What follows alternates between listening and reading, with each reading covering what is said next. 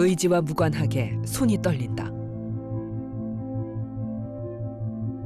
당신 밥 먹을 때 손 뜨는 것 같다고 병원 한번 가보라고.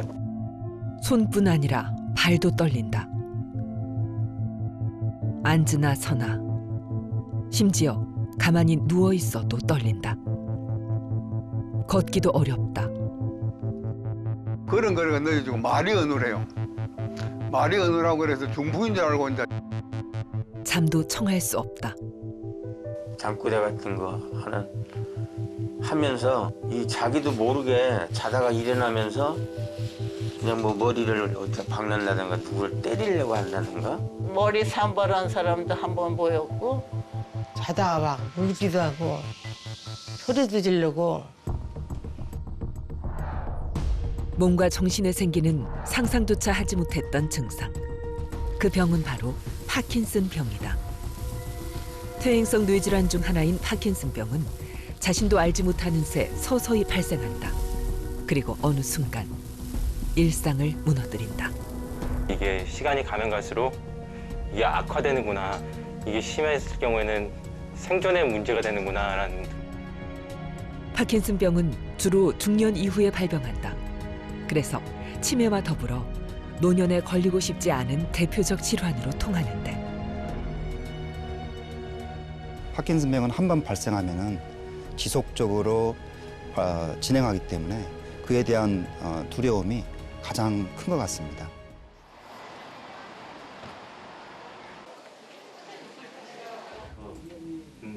그동안 잘 지내셨습니까? 예. 그동안 어떠셨는지 말씀해 주시겠어요? 파킨슨 병이 시작된 지 6년. 우울감 제거 목적으로 요즘 들어 떨림 증상이 더 심하다. 굉장히 떨림이 강화되고 갑자기 와가지고 통증이 굉장히 심합니다. 탈골이 될 정도로 많이 아픈데 의지와 무관하게 계속 떨리는 손. 자, 저거 같이 해보시겠어요? 이렇게 하면 없어집니까? 발도 수시로 떨린다. 하면 또 없어지고. 그리고 오프가 왔을 때 힘이 안 들어가요. 손에 너무 아구 힘도 약해지고. 그러세요? 그에 반해서 경직은 심하지 않으시거든요. 네. 근데 이게 약간 있는 정도시고요. 그다음에 이제 심리적인 불안감이 이제 가장 큰. 근데 심리적인 불안 오프 시에 이제 가슴이 이제 벌렁벌렁거리는 증상들이 생겨서 이제 그게 좀 힘든 부분이에요. 평상시에 진료 볼 때처럼 편안하게 한번 걸어 보십시오. 걸을 때도 왼손은 계속 떨린다. 네. 스스로 몸을 통제할 수 없다는 것. 견디기 힘든 고통이다. 여기 한번 앉아보세요. 처음에는 이제 심리적인 불안감은 크지 않았어요. 왜냐하면 이제 신체적으로 큰 변화는 없었으니까 그 당시만 해도. 근데 이게 시간이 가면 갈수록 이게 악화되는구나. 그다음에 이게 미래적인 게 아직까지는 불투명하기 때문에 이게 심했을 경우에는 생존에 문제가 되는구나라는 느낌이 오게 되면서부터 점차 심리적인 압박감이 점차 커지고 있는 상황이에요. 파킨슨병은 치매 다음으로 흔한 퇴행성 뇌질환이다.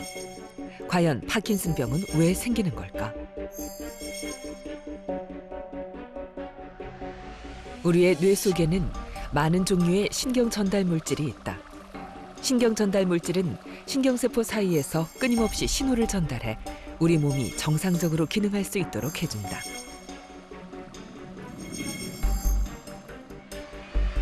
그중 하나가 도파민이다. 도파민은 운동 회로를 조정하고 인지, 감정 등의 정신 기능에도 관여한다.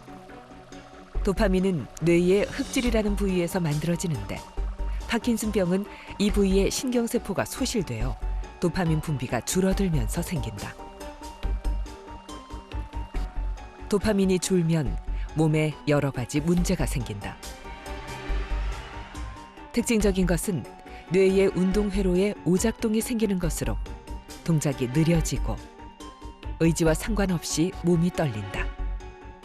근육이 경직되고 몸이 구부정해진다. 파킨슨병은 1817년 영국인 의사 제임스 파킨슨에 의해 처음 세상에 알려졌다. 파킨슨병의 원인은 아직 정확하게 밝혀지지 않았다. 다만 유전적인 소인과 독성 물질이나 대기 오염 등 환경적 요인이 두루 영향을 미치는 것으로 추측하고 있다. 나이가 들면서 특정 뇌세포의 사멸로 발생하는 파킨슨병. 고령화와 더불어 우리나라 파킨슨병 환자 수는 꾸준히 늘어 최근 7년간 그 수가 무려 36%나 폭증했다. 파킨슨병은 발생 연령이 다양하긴 하지만 많은 환자가 60세 전후에 발생을 합니다. 60세라는 것은 우리 인생에 있어서 어쩌면은 그런 경력의 최절정기인데 그때 파킨슨병이 발생할 경우에 일상생활, 사회생활, 직장생활에 막대한 영향을 줄 수 있기 때문에 우리 환자분들께서 가장 많은 걱정을 하는 이유인 것 같습니다. 그러면서 이게 뇌질환이면서 아직까지 완치 치료법이 없는 그런 질환이 다 알려져 있기 때문에 또 다른 완치되는 병은 한 달이건 두 달이건 치료를 하면은 거기에서 해방이지만 파킨슨병은 한 번 발생하면은 지속적으로 진행하기 때문에 그에 대한 두려움이 가장 큰 것 같습니다.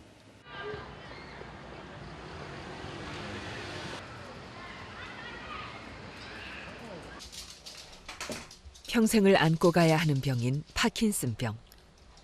60대 초반의 서진희 씨도 파킨슨병을 앓고 있다. 요즘 들어 경직이 심해 걸음걸이가 불편하다.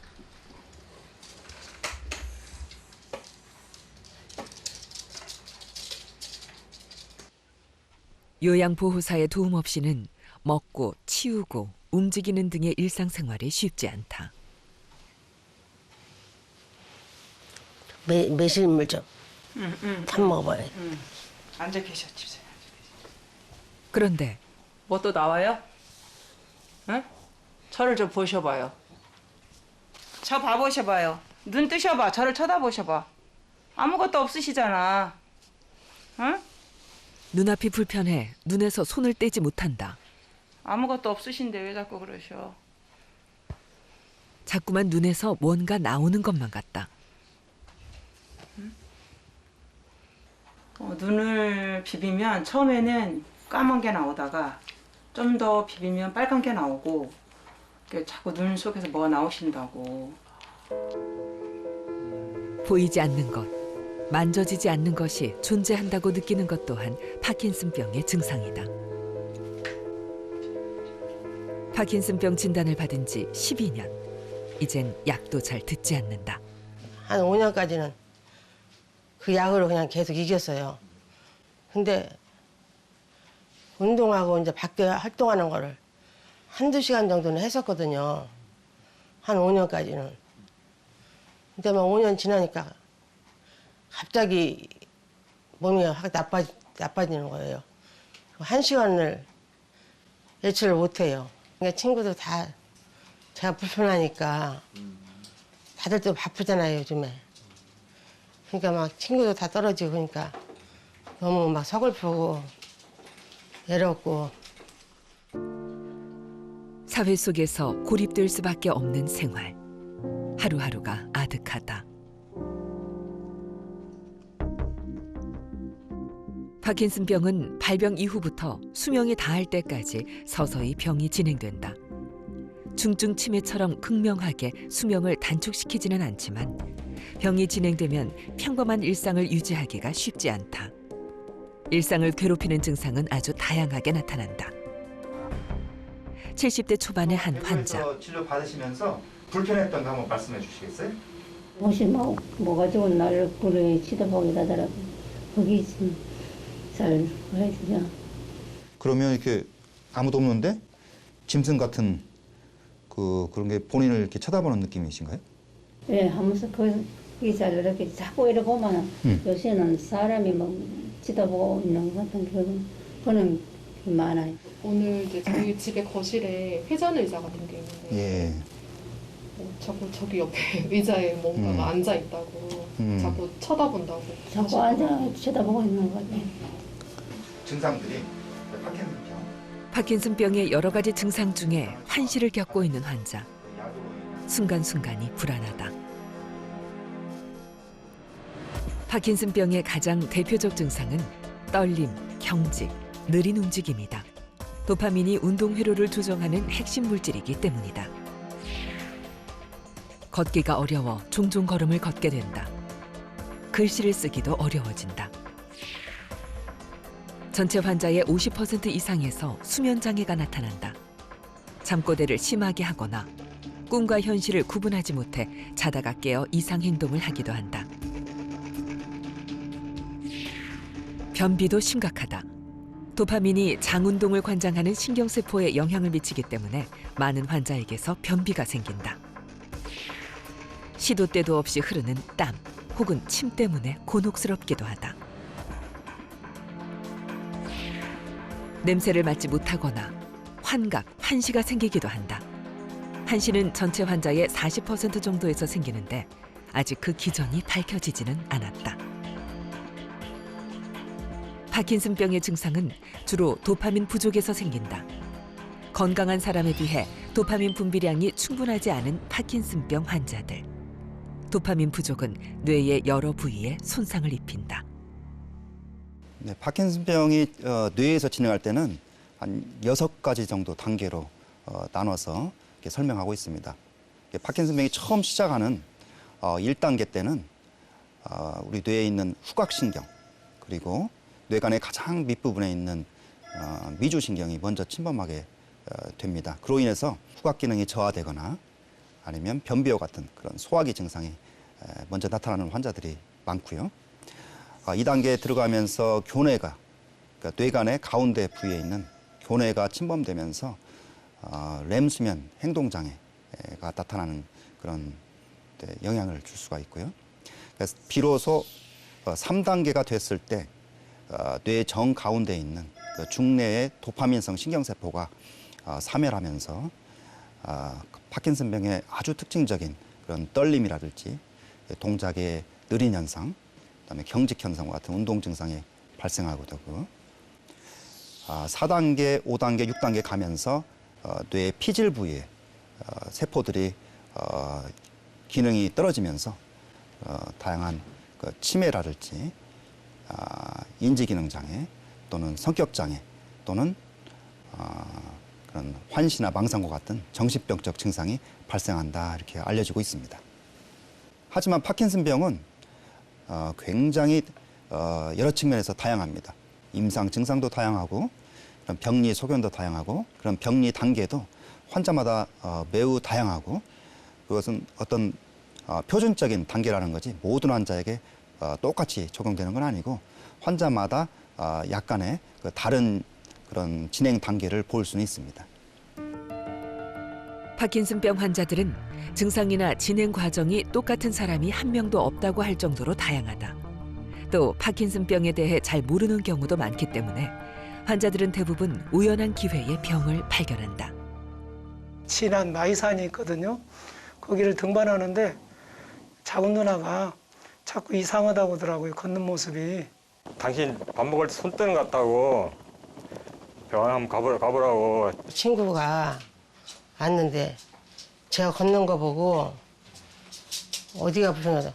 무릎이 아파서 그냥 정형외과 다닌다고 했더니 그 친구가 그래. 아니래요. 무릎이 아파서 그런 것 같지가 않대. 파킨슨병을 의심할 수 있는 증상들은 여러 가지가 있는데요. 가장 중요한 증상이 몸의 움직임이 느리는 그런 소동증입니다. 그래서 평상시와 다르게 의자에서 일어나거나 또 침대에서 아침에 일어날 때 몸이 이상하게 느리거나 몸이 무겁게 느껴지는 경우 파킨슨병을 의심할 수 있겠죠. 두 번째는 가만히 앉은 자세에서 손이나 발이 떨리는 경우 또는 드물게는 턱이 떨리는 그런 떨림 증상이 발생할 때 파킨슨병을 의심할 수 있겠습니다. 세 번째는 우리 몸의 근육이 뻣뻣해지면서 경직되는 그런 느낌을 받을 때 파킨슨병을 의심할 수 있고요. 걸을 때 한쪽 발을 끌면서 걷거나 한쪽 팔을 덜 흔들면서 걷는 그런 보행 장애가 의심되는 경우 또는 보폭이 좁아지면서 걸음걸이가 이상해지게 구부정해졌을 때 파킨슨병을 의심할 수 있겠고요. 목소리가 작아지거나 또는 얼굴 표정이 이전에 비해서 어두워지거나 표정이 없어지거나 아니면 글씨가 작아지는 느낌이 있을 때 파킨슨병을 의심할 수 있겠습니다.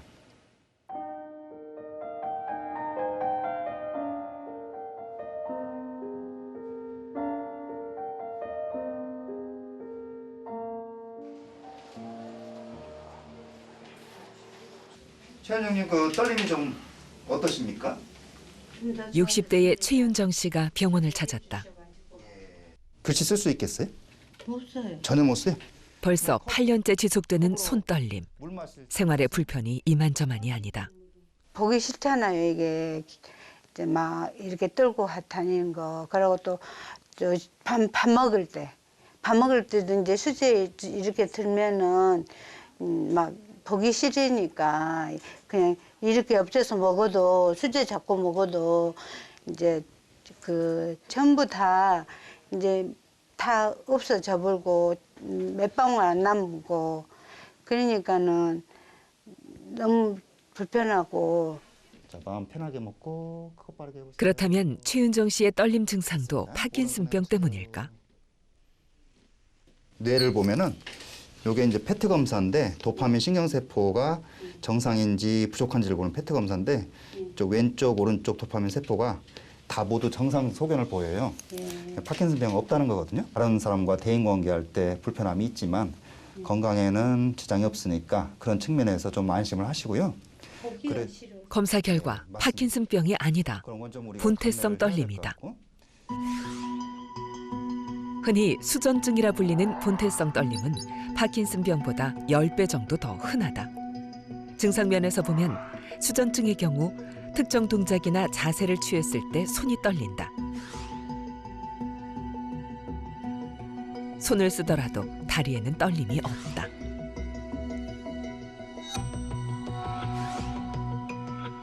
그러나 파킨슨병 환자는 아무런 동작을 하지 않고 가만히 있을 때 떨린다. 손뿐 아니라 다리도 떨릴 수 있다.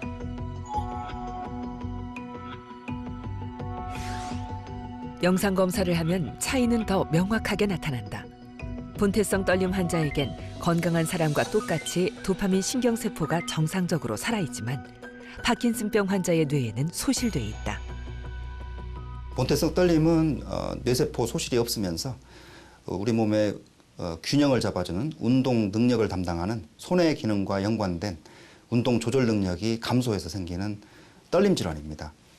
따라서 떨림 증상 외에 다른 증상은 매우 드물고요. 떨림을 조절하는 증상 치료, 떨림 치료약을 사용하면서 증상을 조절하면 비교적 잘 지낼 수 있는 뇌질환입니다.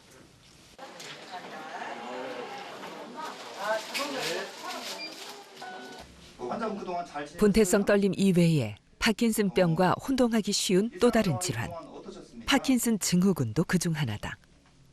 9년 전 파킨슨 증후군 진단을 받은 한 환자. 하나, 둘, 숫자를 세어보십시오. 크게. 목소리가 크게 나오지 않는다. 네, 잘하셨어요. 목소리가 크게 안 나와요. 안에서 들어가는 소리가. 목소리가 좀 작죠? 크게 안 나와요. 자, 눈을 크게 뜨세요. 이 볼펜을 주시하세요. 자, 머리는 고정하고 눈 동자로 볼펜을 쫓아와 보세요. 여기 보세요. 눈동자도 움직이지 않는다. 네, 눈동자가 안 돌아가는 증상이 저를 있죠. 봐도 원산 본 것 같아요. 아, 네, 눈이 저 보라 그러면 3, 4년 전부터 상태가 악화돼 환자도 가족도 힘겨운 시간을 보내고 있다. 가만히 계셔보세요. 경직기. 이게 지금 빳빳하시잖아요. 목이. 목이 너무 경직이 심해가지고 빳빳하시거든요, 지금. 지금에 와서는 이제 점점 횟수가 가니까 말 대화도 이제 서로가 안 만하게 안 돼요. 지금은 식구들은 알아먹는데 다른 사람 알아먹을 수가 없어요. 대화가 안 돼가지고. 정신 기능 이런 거 다 떨어져서 수준이 애들 3, 4살짜리 그거밖에 안 돼요. 파킨슨병과 파킨슨 증후군은 어떻게 다를까? 파킨슨병은 알파시뉴클린이라는 단백질이 비정상적으로 쌓여 도파민을 만드는 신경세포가 줄고 이로 인해 도파민 분비량이 줄어들면서 시작된다.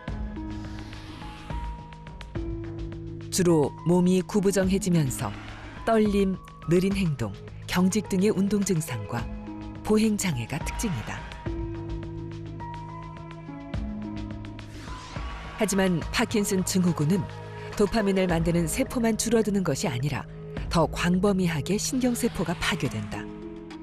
이로 인해 동작이나 자세의 균형을 담당하는 소뇌가 위축되고 혈압, 대소변 등을 관장하는 자율신경계에도 이상이 생긴다.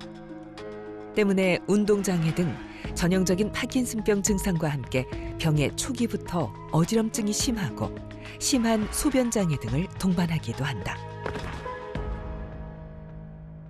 파킨슨병은 서서히 진행하는 경우가 대부분인데 파킨슨 증후군 환자분들은 진행 속도가 눈에 띄게 현격하게 빠르게 진행하는 경우가 많아서 작년 이맘때만 해도 어느 정도 걸었는데 걷지 못하겠다 이런 환자가 많을 정도로 진행 속도가 굉장히 빠른 질환입니다.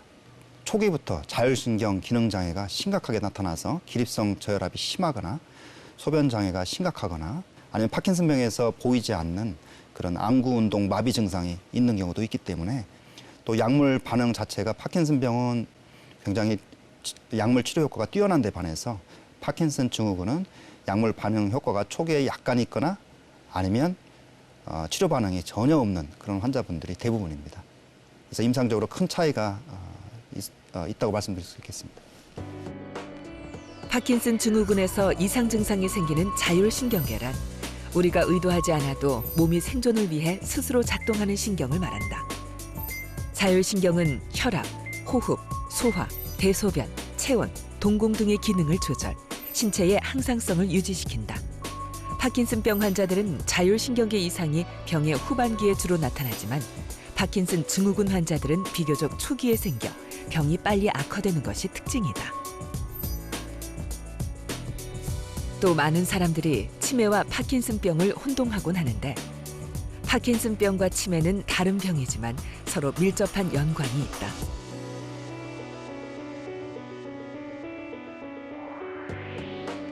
파킨슨병의 원인 물질이 파킨슨병을 유발하는 뇌 부위뿐 아니라 치매가 발생하는 뇌 부위를 침범하기도 한다. 그래서 파킨슨병 환자에게도 치매가 올 수 있다. 파킨슨병의 많은 환자에서 치매가 비운동 증상으로 발생하고요. 실제로 연구 결과를 보면 15년 경과했을 때 약 50% 이상에서 치매가 발생하고 20년 경과할 경우는 약 80% 이상에서 치료를 요하는 치매가 발생합니다.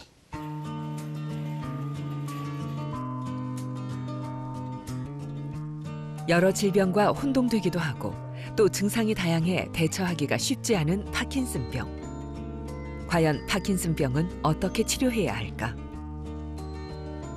근력이 떨어져 열심히 글씨 연습을 하는 이영우 씨. 4년 전 파킨슨병 진단을 받고 매일 열심히 약을 챙겨 먹으며 철저하게 관리하고 있다. 처음에는 이제 맨 처음에 코에 냄새가 많이 안 나요. 코를 냄새를 못 맡았어요. 코가 감기 걸리면 냄새가 못 맡으니까. 그런데 냄새가 안 나. 그래서 그 다음에 지나면 발이 동작이 늦어져. 발이 걸음걸이가 자꾸 늦어져. 걸음걸이가 왼쪽 발이 자꾸 땅에 질질 끌려요. 걸음 걸을 때 그래서 걸음 연습도 새로 시작했다. 발이 직직 꺼인다고. 직직 꺼이는데 이걸 없애려고 한다. 그거 해놓으면 이제 무릎이 잘 올라가요. 걸음걸이가 좀 선을 그어놓고 걸으면 시각적 자극이 생겨 운동 기능이 조금 좋아진다. 매일 먹는 약과 걸음 연습으로 이영호 씨는 잘 버티고 있다. 처음에는 헛살 감성이 이제 왔구나. 처음에 헛살 감이 와가지고 이거 집사람하고 가족들은 어떻게 이야기할까 이래 생각을 했는데 운동을 많이 해가지고 더 악화되지 않도록 그러니까 한 10년 정도는 악화 안 되고 이렇게 살았으면 좋겠다 이런 생각. 그 생각밖에 없습니다. 파킨슨병은 완치가 어렵지만 약물로 증상을 완화시킬 수는 있다. 파킨슨병에 주로 사용되는 약물은 레보도파라는 성분의 약물이다. 한 10년 정도 된 것 같습니다. 꾸준히 약을 먹고 그래갖고 지금 아직까지는 사회생활을 하는데 지장은 없는데 성향이 이렇게 심하지 않으니까 약 먹으면 처음엔 거의 약 먹고 다시 먹을 시간까지도 괜찮았어요. 병원 다니고 약 드시고 이러고 하니까 조금 안정도 되고 좀 난 것 같아요. 그 모르고 그냥 계속 그랬으면 더 진행이 더 됐겠죠. 현재 사용 중인 약물 중 가장 대표적인 것은 도파민의 전 단계 물질인 레보도파다. 레보도파는 위장관에서 흡수되어 뇌로 이동한다. 파킨슨병 약은 대부분 부족한 도파민을 보충시켜주는 것을 목표로 하는데 레보도파는 복용 후 위장에서 뇌로 이동한 뒤 도파민 전 단계 물질에서 도파민으로 변환된다.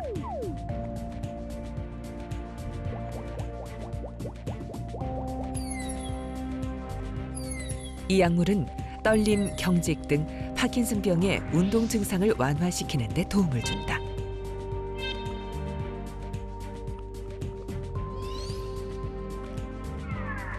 두 번째 약물은 도파민이 뇌에서 분해되는 것을 억제하는 약물이다.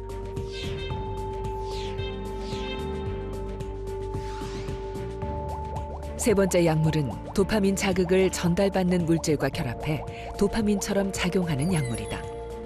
뇌세포를 활성화시켜 뇌 운동회로의 기능을 개선시킨다.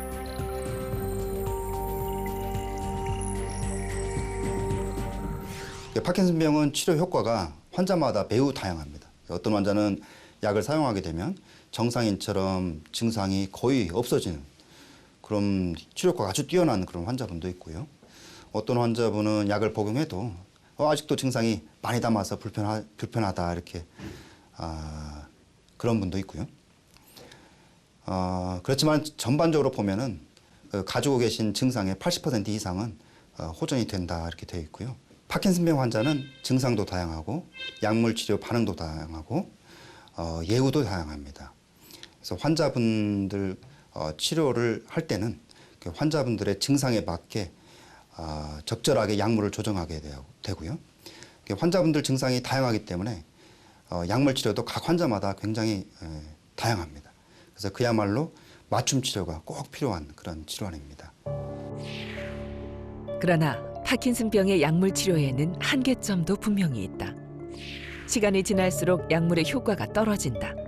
그리고 몸이 마음대로 움직이는 현상인 이상운동증이 생기기도 한다.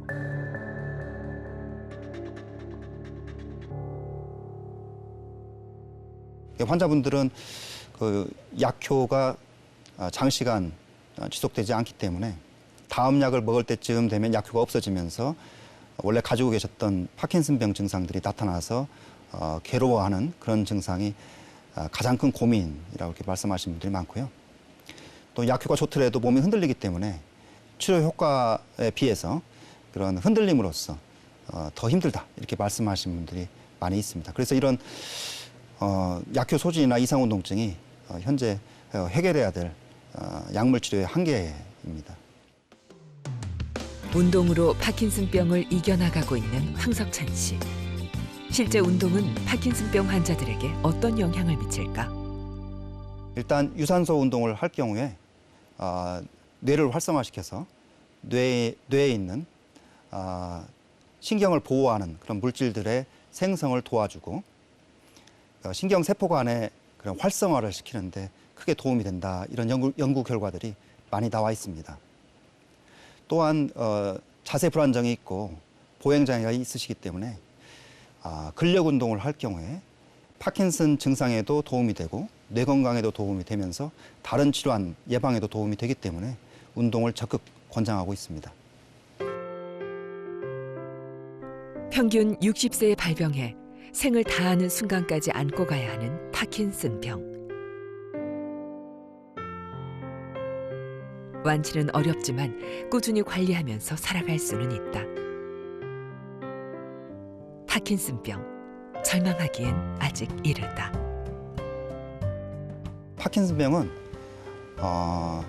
뇌질환 중에서 가장 약물 치료 효과, 그러니까 증상 치료 효과가 뛰어난 질환이라고 이렇게 알려지고 있습니다. 그런 약물 치료와 더불어서 운동요법, 그다음에 식단 관리, 그다음에 일상생활 관리를 잘하게 되면은 어느 정도 원활하게 일상생활과 직장생활을 잘 할 수 있기 때문에 그런 두려움을 먼저 갖기보다는 이런 치료가 잘 될 수 있는 그런 질환이고, 특히나 질환 발생의 위험도를 증가시키거나 근본 원인이 되는 그런 유전자 변형을 근본적으로 고칠 수 있는 유전자 치료법이 지금 활발하게 연구 중에 있습니다. 그래서 그런 치료법 개발이 된다면 현존하는 증상 치료제의 개념을 뛰어넘어서 질환의 진행을 느리게 하거나 또는 억제하거나 또는 예방할 수 있는 그런 치료법이 개발될 수 있지 않나, 이렇게 큰 기대를 하고 있습니다.